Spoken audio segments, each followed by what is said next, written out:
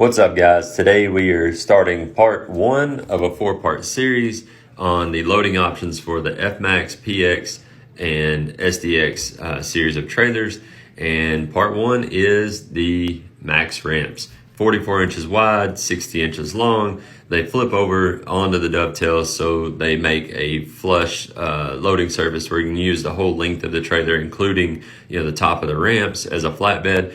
But they are, again, 44 inches wide, and so when you flip them over, they are a nice wide loading surface. We're making it super versatile, whether it's equipment or cars or ATVs, side-by-sides, whatever it is, loads pretty well, no matter the width, the track width of the vehicle. So they are sprung really well. When we designed these back 5 years ago, that was one of the things. There was no good wide ramps out there. They were all either super heavy off of the deck, going to the ground, or super heavy from the ground to the deck. And so it took a lot of engineering with the spring work and balancing it.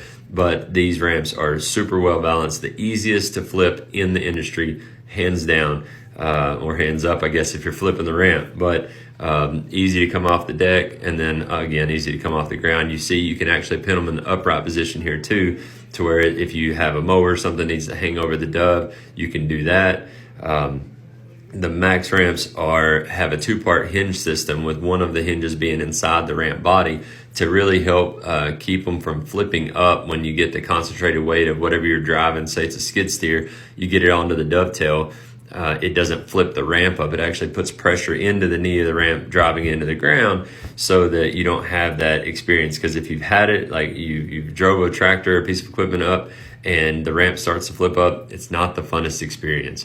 So that's it. The max ramps, they are the most popular option that we have as far as loading goes, just because they are the most versatile. Next, we're going to cover the 12-foot hydraulic dovetail, being the second most popular option that we have. We'll cover that in part 2.